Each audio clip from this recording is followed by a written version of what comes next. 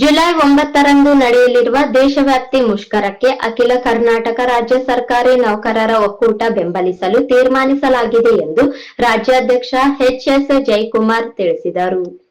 ನಗರದ ಪತ್ರಿಕಾ ಭವನದಲ್ಲಿ ಕರೆದ ಪತ್ರಿಕಾಗೋಷ್ಠಿಯನ್ನು ಉದ್ದೇಶಿಸಿ ಮಾತನಾಡಿದ ಅವರು, ಕೇಂದ್ರ ಸರ್ಕಾರ ನೌಕರ ವಿರೋಧಿ, ಕಾರ್ಮಿಕ ವಿರೋಧಿ ನೀತಿ ವ್ಯಾಪಕಗೊಳಿಸುತ್ತಿದೆ.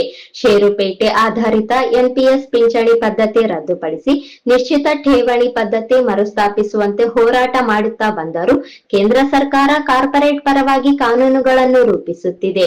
ಇತ್ತೀಚೆಗೆ ಜಾರಿಗೆ ತಂದಿರುವ 4 ಕಾರ್ಮಿಕ ಸಂಹಿತೆಗಳನ್ನು ವಾಪಸ್ಸು ಪಡೆಯಬೇಕು ಎಂದು ಒತ್ತಾಯಿಸಿದರು. ಈ ಪತ್ರಿಕಾಗೋಷ್ಠಿ ವಿವರಗಳನ್ನು ಹೇಳಿದ್ದಾರೆ. ಅದಕ್ಕೆ ಒಂದೆರಡು ಅಂಶಗಳನ್ನು ನಾನು ಸೇರಿಸುತ್ತೇನೆ.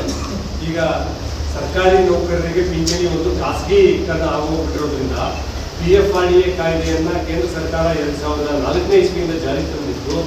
ಇದರಿಂದಾಗಿ NPS ನ್ಯಾಷನಲ್ ಪೆನ್ಷನ್ ಸ್ಕೀಮ್ ಮತ್ತೆ ಈಗ UPS ಯೂನಿಫೈಡ್ ಪೆನ್ಷನ್ ಸ್ಕೀಮ್ ಅಂತ ಹೇಳಿ ಎರಡೂ ಕೂಡ ಷೇರು ಮಾರುಕಟ್ಟೆ ಆಧಾರಿತವಾದಂತಹ ಪಿಂಚಣಿ ವ್ಯವಸ್ಥೆಯನ್ನ ಕೇಂದ್ರ ಸರ್ಕಾರ ಜಾರಿಗೆ ತಂದಿದೆ. ಅದೇ ರೀತಿ ರಾಜ್ಯ ಸರ್ಕಾರಗಳು ಜಾರಿಗೆ ತಂದಿದ್ದಾರೆ.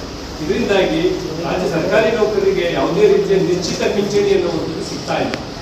ಅವರು ಕೊಡುವಂತಹ ಪಿಂಚಣಿಗೋಸ್ಕರ ಒತ್ತಿಗೆ ಏನು ಕೊಡ್ತಾ ಇದ್ದಾರೆ, ಮತ್ತೆ ಸರ್ಕಾರದ ಒತ್ತಿಗೆ ಅವರ ಸರ್ಕಾರದ ಪಾಲು ಏನಿದೆ ಎಲ್ಲಾ ಸೇರಿದ್ರೆ ಭಾರತ ಸರ್ಕಾರದ ಪಿಂಚಣಿ ಪ್ರಾಧಿಕಾರದಲ್ಲಿ ಸುಮಾರು ಇದುವರೆಗೆ 11 ಲಕ್ಷ ಕೋಟಿ ಜಮೆ ಆಗಿದೆ.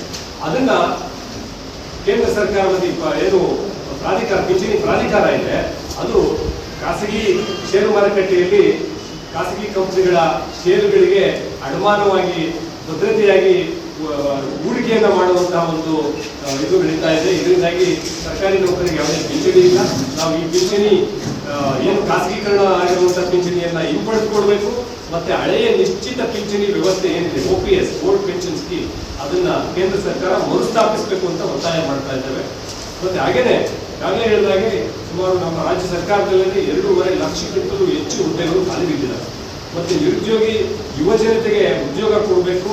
ಆ ಮುಖಾಂತರ ಈಗಾಗಲೇ ಅಲ್ಲಿ ಕೆಲಸ ಮಾಡ್ತಾ ಇರುವಂತಹ ನೌಕರ ಮೇಲಿರುವಂತಹ ವರ್ಕ್ ಲೋಡ್ ಏನಿದೆ, ಅಧಿಕ ಕೆಲಸದ ಒತ್ತಡ ಏನಿದೆ ಅದನ್ನ ಕಡಿಮೆ ಮಾಡಿಸಬೇಕು. ಆ ನಿಟ್ಟಿನಲ್ಲಿ ರಾಜ್ಯ ಸರ್ಕಾರ ಕೂಡ ಕೆಲಸ ಮಾಡಬೇಕು. ಮತ್ತೆ ಸಾರ್ವಜನಿಕ ಉದ್ಯಮಗಳನ್ನ ಎಲ್ಲಾ ರೀತಿಯಲ್ಲೂ ಖಾಸಗೀಕರಣಗೊಳಿಸಲಾಗ್ತಾ ಇದೆ. ಅದು ಖಾಸಗೀಕರಣ ನಿಲ್ಲಿಸಬೇಕು. ಸಾರ್ವಜನಿಕ ಉದ್ಯಮಗಳನ್ನ ಬಲಪಡಿಸುವ ಮುಖಾಂತರ ಸಾಮಾಜಿಕ ನ್ಯಾಯ ಏನಿದೆ ಮತ್ತೆ ನಮ್ಮ ಯುವಜನತೆಗೆ ವಿದ್ಯಾವಂತ ಯುವಜನತೆಗೆ ಉದ್ಯೋಗ ಕೊಡಿಸಿಕೊಳ್ಳುವಂಥದ್ದು ಏನಿದೆ ಅದನ್ನ ಕೊಡಬೇಕು. ಮತ್ತೆ ಕಾರ್ಮಿಕ ವಿರೋಧಿಯಾದಂತಹ ಏನು 4 ಹೊಸ ಮಸೂದೆಗಳು ನೀತಿ ಸಂಹಿತೆಗಳಿದ್ದಾವೆ, ಕಾರ್ಮಿಕ ಸಂಹಿತೆಗಳು, ಅದನ್ನ ಕೇಂದ್ರ ಸರ್ಕಾರ ಹಿಂಪಡಿಬೇಕು. ಈ ರೀತಿ ಎಲ್ಲ ಬೇಡಿಕೆಗಳನ್ನ ಇಟ್ಕೊಂಡು ನಾವು ನಮ್ಮ ಅಖಿಲ ಭಾರತ ರಾಜ್ಯ ಸರ್ಕಾರಿ ನೌಕರರ ಒಕ್ಕೂಟ ಇಡೀ ದೇಶಾದ್ಯಂತ ಮುಷ್ಕರಕ್ಕೆ ಕರೆ ಕೊಟ್ಟಿದೆ.